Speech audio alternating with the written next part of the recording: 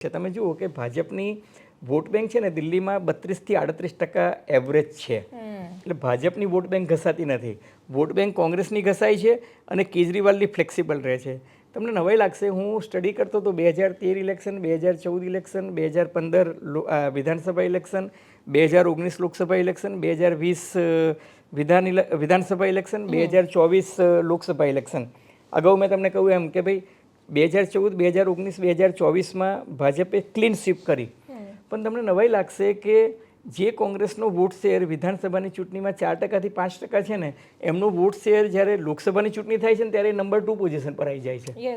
2019ની ચૂંટણીમાં ભાજપને જે વોટ મળ્યા હતા એનાથી 2020 વિધાનસભાની ચૂંટણીમાં 18% ઘટી ગયા અને કોંગ્રેસ પાર્ટીને જેટલા મળ્યા હતા ને એના પણ 18% ઘટી ગયા. એટલે 36% મત આ લોકોના ઘટ્યા. અને કેજરીવાલની પાર્ટી છે ને એને લોકસભાની ચૂંટણીમાં 18% મત મળ્યા હતા, પણ જ્યારે વિધાનસભાની ચૂંટણી આવી તો 54% મળી ગયા, 53.7% ટુ બી વેરી પ્રિસાઇઝ. હવે તમે મને કહો દેવાંશી કે એનો અર્થ એ કે દિલ્હીનો જે મતદાતા છે એ પ્રાઇમ મિનિસ્ટર તરીકે નરેન્દ્ર મોદીને ચૂંટે છે અને ચીફ મિનિસ્ટર તરીકે કેજરીવાલને ચૂંટે છે.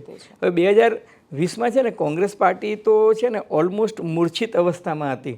એટલા માટે કે 2019 લોકસભાની ચૂંટણીમાં જે એમને ઝાટકો વાગ્યો અને રાહુલ ગાંધીએ તમને યાદ હોય તો ત્યારે પાર્ટી પ્રેસિડેન્ટ પદેથી રાજીનામું આપી દીધું હતું ને દોઢ વર્ષ સુધી કોંગ્રેસ પાર્ટીમાં કોણ નેતા શું છે એકદમ અસમંજસની સ્થિતિ હતી, સન્નાટો હતો.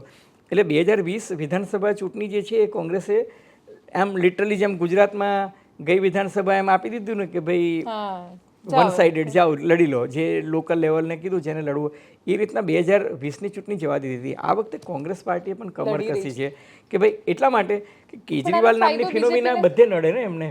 પંજાબમાં નડી રહી છે, એ હરિયાણામાં નડે છે, હિમાચલમાં નડે છે, ગોવામાં, ગુજરાતમાં.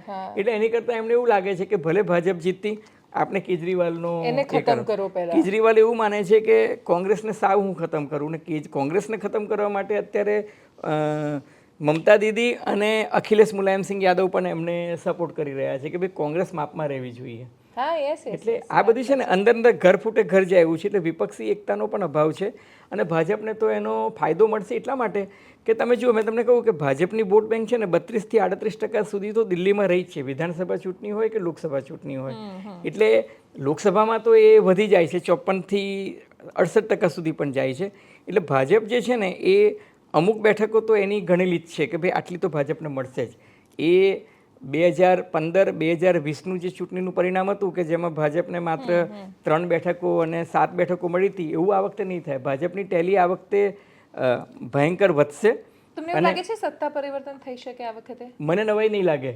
એટલા માટે કારણ કે તમે જુઓ કે આપણે એવું કહીએ કે કેજરીવાલનો ગ્રાફ ડાઉન જાય, પણ ડાઉન જાય તો 62 થી ઘટીને કેટલો જાય? કારણ કે ભાજપે જીતવા માટે કમસે કમ ઇન્ડિપેન્ડન્ટ સત્તા ચલાવવા માટે કમસે કમ 37 બેઠક તો જોઈએ. પણ ત્યાં વોટ શેરનો બહુ એટલો ફરક નથી એમ. એટલે વોટ શેરમાં આઈ થિંક મને એવું લાગે છે કે બીજેપી જો ધારે એક સીટ પર જે રીતે લોકો ફોકસ કરી રહ્યા છે, હું માનું છું બીજેપી જીતી શકે એમ છે. યસ. જો આજથી અઠવાડિયા પહેલા તમે મને પૂછ્યું હતું કે ભાઈ કેજરીવાલ ડાઉન જઈ રહ્યો છે પણ કેજરીવાલ હા જીતી શકે. પણ આજે જે અત્યારે જે સર્વે આવે છે કેજરીવાલ સામે પડકાર શું છે કે ટ્રિપલ એન્ટી ઇન્કમ્બન્સી છે. એક તો કેજરીવાલના નામની એન્ટી ઇન્કમ્બન્સી છે, નંબર 1. નંબર 2 શું છે કે કેજરીવાલે જે ધારાસભ્યોને ઊભા રાખ્યા છે એ ત્રીજી વખત ચૂંટણી લડી રહ્યા છે. 70 થી 80% ધારાસભ્યો રિપીટ થઈ રહ્યા છે. ત્રીજી એન્ટી ઇન્કમ્બન્સી શું છે દેવાંશી ખબર છે? ત્યાંની જે મહાનગરપાલિકા જે છે ત્યાં એ કેજરીવાલની સત્તા છે. અને આ ચોમાસામાં અને બીજું કે જો યમુનાનો ઇસ્યુ એને વિવાદ ઊભો કર્યો, પણ યમુના ગંદી છે એ તો આખું દિલ્હી જાણે છે. એટલે કેજરીવાલ જ્યારે સત્તા પર આવ્યા હતા ત્યારે યમુના ક્લિનિંગ કરવાની વાત કરવા આવ્યા હતો, એ યમુના ક્લીન થઈ નથી. બીજું કે કેજરીવાલે પ્રમાણિકતાના બહુ દાવા કર્યા હતા, સાદગીના દાવા કર્યા હતા. હવે જે પેલું 40 કરોડનો શીશ મહેલ બન્યો કે 400 કરોડનો બન્યો કે 600 કરોડનો બન્યો આપણને ખબર નથી ને આપણે જોવા નથી ગયા, પણ શીશ મહેલ જે બનાવ્યો એને કારણે કેજરીવાલની ઇમેજ ને ખાસું નુકસાન થયું છે. હવે માની લો કે બીજા કોઈ મુખ્યમંત્રીએ શીશ મહેલ બનાવ્યો હોત ને તો લોકો એ એટલું ઓબ્જેક્શન ના લીધું હોત. પણ જે કેજરીવાલ એમ ખુલ્લું બુસટ ને નીચે અને પેલું મફલર વીટીને એમ આમ આદમી બનીને ફરતા હતા, એ માણસ જ્યારે શીશ મહેલ હોય તો લોકોને એવું લાગે છે કે નહીં યાર એ તો તમે અમારા માના નથી જે તમે દાવો કર્યો, જે દાવો કર્યો તો આપ આમ આદમી નહીં હે, આપ આમ આદમી નહીં હે.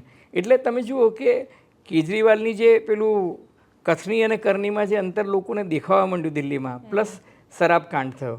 હવે શરાબકાંડ થયો ને, હું તમને કહું એ સાચું ખોટું આપણે એની મેરિટ્સમાં નથી જતા, પણ એને કારણે કેજરીવાલને જે લાંબો સમય જેલમાં રહેવું પડ્યું, એમના સત્યેન્દ્ર જૈન, એમના સંજય સિંહ અને એમના ડેપ્યુટી ચીફ મિનિસ્ટર, આ બધા લોકો જે જેલમાં રહે ને એને કારણે પણ એમના આ વખતની પાર્ટીના પરફોર્મન્સમાં અસર પડી છે.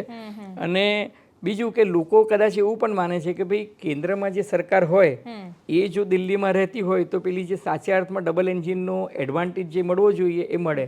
અને બીજું કે ભાજપે એવી ગેરંટી આપી છે કે કેજરીવાલની જેટલી કલ્યાણકારી યોજના હતી એ તો ચાલુ રહેશે, એ ઉપરાંત અમે નવી ઉમ્મીદ સે જ્યાદા.